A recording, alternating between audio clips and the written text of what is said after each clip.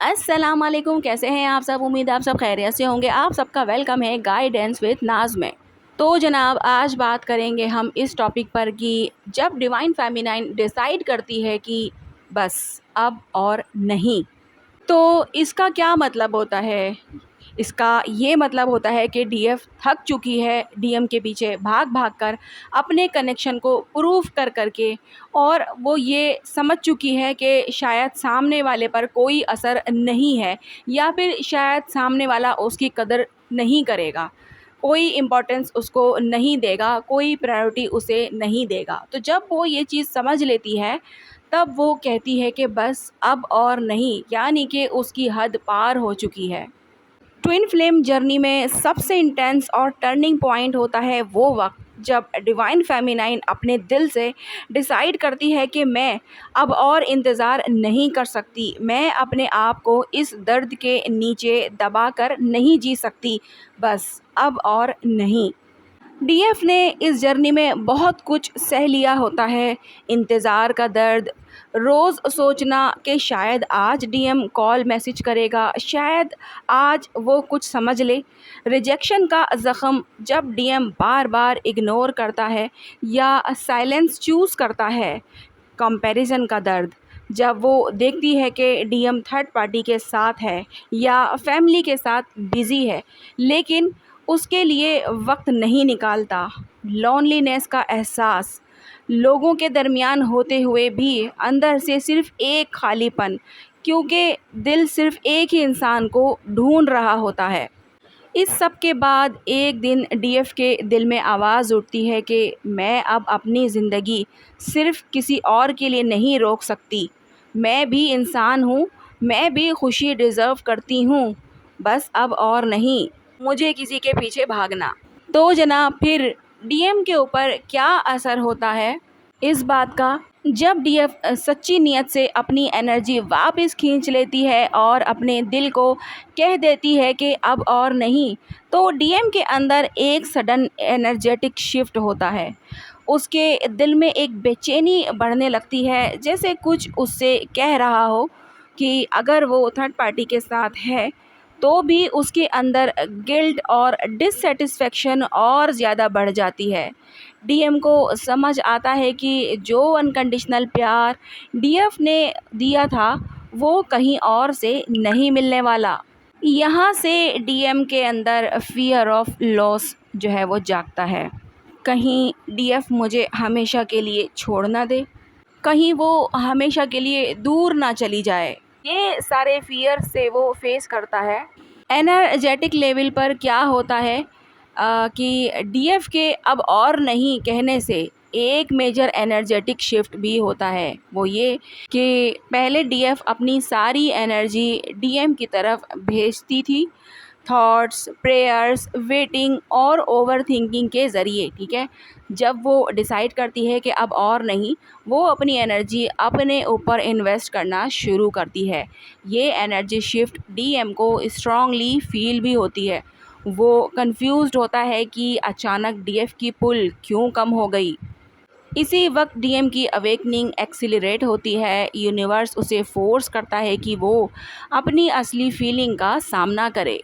DF का अब और नहीं कहना असल में मूव ऑन करना नहीं होता, ये असल में एक सेल्फ लव डिसीजन होता है। वो कहती है कि मैं तुमसे मोहब्बत करती हूँ, लेकिन अपनी इज़्ज़त और सुकून को नहीं छोड़ सकती। वो सीख जाती है कि अनकंडीशनल लव का मतलब ये नहीं कि अपने आप को दर्द में डालकर बस वेट करती रहूं। ये फेज़ डीएफ के लिए सबसे टफ़ होता है, क्योंकि दिल के एक कोने में वो डीएम को छोड़ना नहीं चाहती, मगर ख़ुद को बचाना ज़रूरी हो जाता है। तो जनाब, यही वो मोमेंट होता है जहाँ से ट्विन फ्लेम जर्नी का सबसे बड़ा टर्न अराउंड आता है। डीएफ फ्री फील करना शुरू करती है। वो अपनी लाइफ, हॉबीज़ और ख़ुद की हीलिंग पर फोकस करती है। डीएम की अवेकनिंग तेज़ हो जाती है। उसके अंदर गिल्ट, रिग्रेट और लॉन्गिंग बढ़ जाती है, ठीक है। यूनिवर्स दोनों को मिरर करता है। डीएफ को सेल्फ वर्थ और डीएम को अपना असली प्यार समझना ही पड़ता है। बहुत दफ़ा इसी फेज़ के बाद डीएम कांटेक्ट करता है या फिर वो अपने अंदर से थर्ड पार्टी और इल्यूज़न को तोड़ना शुरू कर देता है। यानी कि जब डीएफ डिसाइड करती है कि बस अब और नहीं, तब असल में उसका प्यार ख़त्म नहीं होता, बस उसका दर्द सहना ख़त्म हो जाता है। और इसी जगह से ट्विन फ्लेम जर्नी का सबसे गहरा ट्विस्ट शुरू होता है, क्योंकि डीएफ का सेल्फ लव ही डीएम की अवेकनिंग का असल दरवाज़ा बन जाता है। लेकिन जब तक डीएफ में सब्र बाकी होता है, वो बीच-बीच में डीएम को नॉक करती रहती है, डीएम की तरफ जाती रहती है, कुछ वक़्त का ब्रेक लेती है, लेकिन फिर उसके बाद उसकी लाइफ़ में एंट्री कर जाती है कॉल मैसेज के ज़रिए। क्योंकि बहुत सारे डीएफ ऐसी होती हैं जिन्हें ऐसा लगता है कि अगर वो बिल्कुल ही अपने डीएम से कॉन्टैक्ट ख़त्म कर देंगी तो उनका डीएम जो है वो उन्हें भूल जाएगा, या फिर जो है उनकी कहानी आगे कैसे बढ़ेगी। तो इस वजह से भी वो कांटेक्ट में रहती हैं, रहना चाहती हैं, हालाँकि उन्हें पता है कि वो रिस्पॉन्स उन्हें नहीं मिलता, लेकिन फिर भी वो जो है कांटेक्ट कर लेती हैं और बाद में हर्ट होती हैं। लेकिन जब उनका सब्र ख़त्म हो जाता है, जब उन्हें लगता है कि नहीं यार अब और नहीं, अब बर्दाश्त नहीं हो रहा, अब मैं अपनी जो है वो प्रेज़ेंस उनकी लाइफ़ में ज़बरदस्ती जो है वो नहीं रख सकती, क्योंकि ज़बरदस्ती हम कुछ भी हासिल नहीं कर सकते, ना ही इज़्ज़त और ना ही मोहब्बत। क्योंकि सामने वाला जब आपको इग्नोर करता है तो आपको ऐसा लगता है कि आपकी कोई वैल्यू ही नहीं, आपकी कोई इज़्ज़त ही नहीं उसकी नज़रों में। और आप बार-बार उसकी लाइफ़ में जाकर ये फ़ील करा रहे होते हो कि आप मुझे कितना ही धुतकारो, कितना ही मुझे इग्नोर करो, कितना ही मुझे कुछ भी बोलो, लेकिन मैं तो आपकी ज़िंदगी में आऊँगी। तो सामने वाला फिर आपको हल्के में लेना शुरू कर देता है कि यार ठीक है, इसको तो कुछ भी कह लो, इसे कोई फ़र्क नहीं पड़ता, तो ठीक है, लगी रहे, आती रहे मेरे पीछे, कोई बात नहीं। क्योंकि एक्चुअल में वो यही चाहता है, लेकिन उसको असलियत का सामना जब करना पड़ता है, जब डीएफ उससे सच्ची-मुच्ची में मूव ऑन कर जाती है और उसके पीछे भागना बंद कर देती है, अपने आप पे फ़ोकस करती है, सेल्फ लव पे आ जाती है, अपने करियर ग्रोथ पे जो है वो इन्वेस्ट करती है अपनी ही एनर्जी।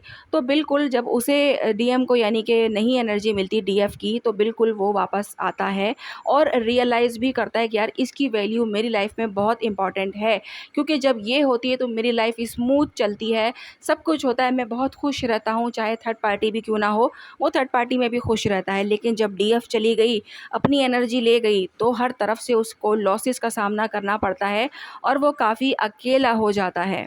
और फिर उसे एहसास होता है कि उसके पास सब कुछ है, लेकिन क्या नहीं है जिसकी वजह से वो अकेला है। और बस फिर उसे एहसास हो जाता है कि डीएफ की क्या इम्पोर्टेंस थी, और वो अपनी डीएफ के पास वापस लौटता है। बहुत सारे डीएम माफ़ी मांगते हैं, कन्फेस करते हैं, अपनी फीलिंग को एक्सप्रेस करते हैं और अपने रिश्ते को जो है वो स्मूथ बनाते हैं। लेकिन यहाँ पर ये चीज़ है कि आगे ये भी देखना पड़ता है कि आगे आप लोग कौन-सी स्टेज में हो और अब आपको क्या करने की ज़रूरत है। बैलेंस क्योंकि बहुत ज़्यादा ज़रूरी होता है रिलेशन में। अगर बैलेंस नहीं होगा तो दोबारा से ब्रेकअप हो जाते हैं, सेपरेशन हो जाता है। तो जनाब कुछ ना समझ में आया हो तो आप लोग कमेंट बॉक्स में पूछ लेना, मैं बताने की पूरी कोशिश करूँगी। आज की वीडियो यहीं तक है। मिलते हैं हम लोग नेक्स्ट वीडियो में। अपना बहुत ज़्यादा ख़्याल रखिएगा और मुझे दुआओं में याद रखिएगा। अल्लाह हाफ़िज़।